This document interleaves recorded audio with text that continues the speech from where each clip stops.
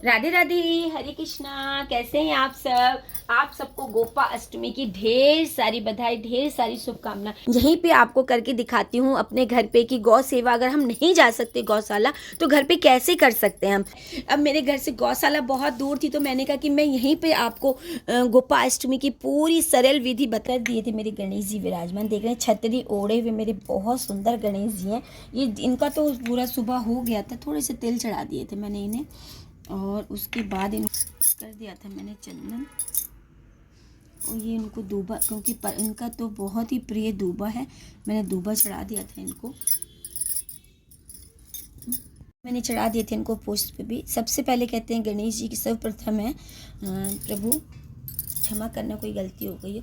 उसके बाद आप ये देख रहे हैं मैंने कर ली थी अपने आती हूँ। फिर मैंने अपने ये गैया माता को यहाँ पे रख लिया था स्नान कराने के लिए। और ये देख रहे जैसे कि ये चंदन था, ये अष्टगंधन चंदन है, ये ले लिया था। और इन्हें इतर बहुत प्रिय है तो ये मैंने ले लिया था। और ये उनके लिए वस्त्र ले लिए थे मैंने, ये उनके गर्म वस्त्र हैं और ये उनकी चुन्नी है और ये उनके लिए नया सा मैं लेके आई थी। और ये मेहंदी है, कहते हैं कि उनको मेहंदी जरूर लगानी चाहिए। ये हमारी गौ माता में 33 कोटि देवी देवताओं का वास होता है तो मैंने ये मिला लिया था थोड़ा सा इसमें चंदन। और मेरी अपनी छोटी गौ माता को भी मैंने यहाँ रख दिया था स्नान के लिए और मिला लिया था इसमें हल्दी वाला, थोड़ा हल्दी डाल दिया था क्योंकि कहते हैं कि गौ माता को भी हल्दी से स्नान कराना चाहिए क्योंकि ये भी साक्षात। अब उसके बाद मैंने करा दिया था इन्हें स्नान। ये देख रहे हैं अपनी गौ माता को।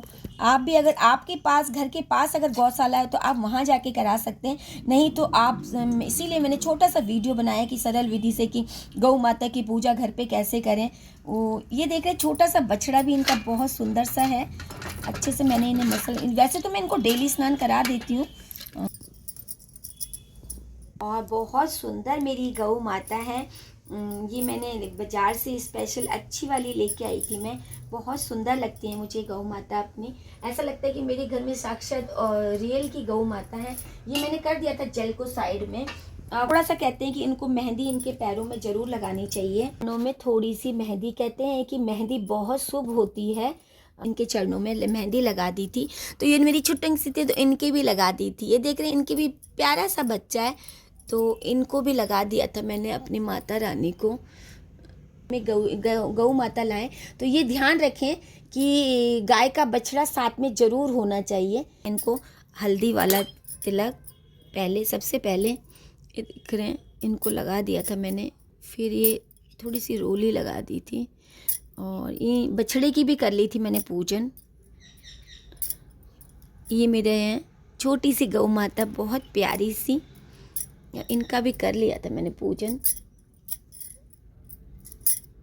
इन्हें वस्त्र ऐसे ही चढ़ा दिए थे, मैं वस्त्र लाई हूँ इनके लिए, ये मेरी गौ माता को।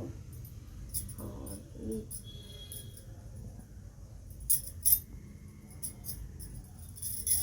ये अभी छोटे से हैं तो इनको तो बड़ी हो गई, फिर भी मैंने ये उड़ा दिया था।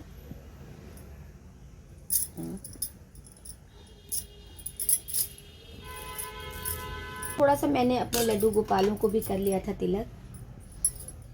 ये मेरे छोटे छे माथे थे, ये मेरा बहुत सो प्यारा, ये मेरे लल्ला हैं। गौ माता की पूंछ की पूजन, कहते हैं कि पूंछ में इनकी 33 कोटि देवी देवताओं का वास होता है।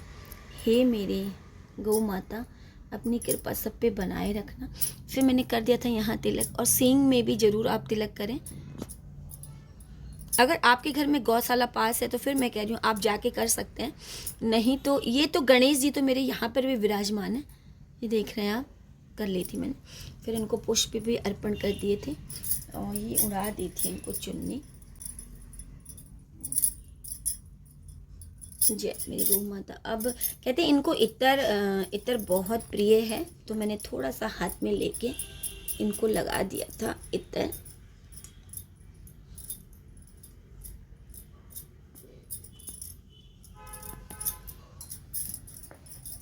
अब मैं कर लूंगी लड्डू गोपाल की। मेरे प्यारा सा लल्ला नटखट सा वृंदावन से आया हुआ मेरा सोना बाबू, मेरा नटखट सा। ये तो गौओं को तो बहुत, ये तो गैया चराने जाया करते थे। अब मैंने इनको तिलक कर दिया था, इनके चरणों में भी तिलक कर दिया था मैंने अपने लल्ला के। और ये मैंने चंदन का तिलक लगा दिया था फिर इनको समझ कर दिया था, इनको पुष्प, जय मेरे प्रभु। अब इनके हाथ में दे दिया था डोलू, क्योंकि आज ही अपने गैया चलाने जाएंगे तो साथ में कुछ जल भी लेके जाएंगे। देख रहे डोलू लेके जाएंगे मेरे लल्ला बहुत प्यारे से।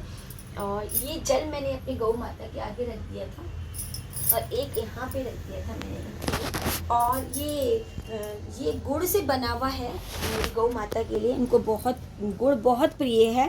कहते हैं जब भी हम रोटी देते हैं गाय को, वैसे तो मैं डेली जब पूजा के लिए जाती हूँ मंदिर 4 बजे, तो वो यहाँ से काफ़ी दूर है, तो मैं डेली खिलाती हूँ। ये गुड़ से बना हुआ है, गुड़ और आटे का। तो ये मैंने लगा दिया था इनको भोग। प्रभु हे गौ माता, अगर मुझसे कोई भी गलती हुई तो क्षमा करना। और ये ऋतु फल है और मिठाई है, ये भी मेरे प्रभु के लिए है सब। जैसा आप देख रहे हैं, थोड़ी सी बना ली थी मैंने जगह यहाँ पे और इनको कर दिया था समय पे। ये देख रहे हैं, ये गौ माता के लिए, लड्डू लाल के लिए है। प्रभु कोई भी गलती हो तो क्षमा करना। फिर मैंने हाथ जोड़ के माफ़ी भी मांग ली थी। हे गौ माता, आप 33 कोटि देवी देवताओं का आप में वास है। मेरे परिवार पे, मेरे YouTube परिवार पे, सब पे अपनी कृपा बनाए रखें। अगर आपको मेरा चैनल अच्छा लगे, लाइक शेयर और सब्सक्राइब जरूर करें। और गौशाला जाके आज के दिन दान पुण्य करें, क्योंकि मैंने वहाँ पे अपने स्वामी को भेज दिया था। तो मैंने जो वस्त्र होते हैं, श्रृंगार का सामान होता है, तो वो स्वामी लेके चले गए थे, तो इसलिए मैंने यहाँ नहीं चढ़ाया। इसलिए मैंने यहाँ चुन्नी ये सब चढ़ाया है। उसके बाद यहाँ मैं कर लेती हूँ दिए की तैयारी। थोड़े से पुष्प रख दिए थे मैंने यहाँ पे, देख रहे हैं आप। और ये मेरा घी का दिया तैयार है।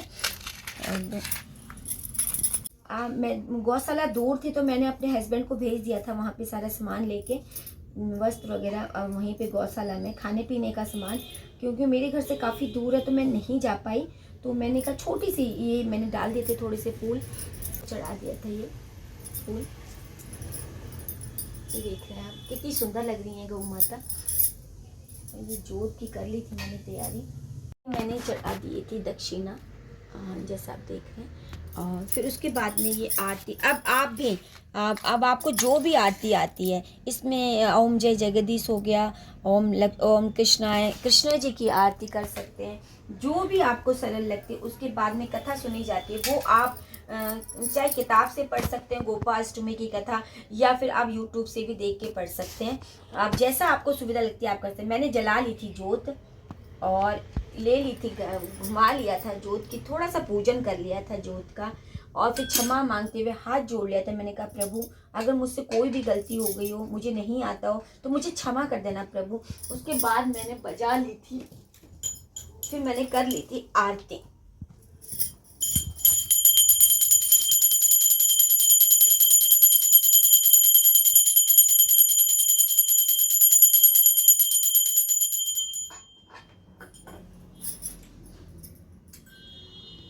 आज गोपा अष्टमी है, तो उसके आप लेंगे हाथ में चावल लेके आप चावल लेके ही आप कथा सुने। कथा का श्रवण चावल, मैं तो कथा पढ़ चुकी थी, मैं आपको बता रही थी कि चावल लेके आप कथा सुने। कथा सुनने के बाद प्रणाम करें, गौ माता को प्रणाम करें, लड्डू गोपाल को प्रणाम करें, गणपति पप्पा को प्रणाम करें और क्षमा मांगे। हे प्रभु, अगर हमसे कोई भी गलती हो गई हो, हमारी पूजा पाठ में कोई भी कमी रह गई हो, तो आप हमें क्षमा करें। ऐसा कहते हुए चावल आप अपनी थाली में या गौ माता के आगे भी छोड़ सकते हैं। उसके बाद ये जो हमने प्रसाद चढ़ाया है, ये घर के सभी सदस्य से ग्रहण कर सकते हैं, क्योंकि ये तो भोग लगाया हुआ प्रसाद है। गौ माता, लड्डू गोपाल सब आप, इसलिए तब तक बोले राधे राधे, हरे कृष्णा।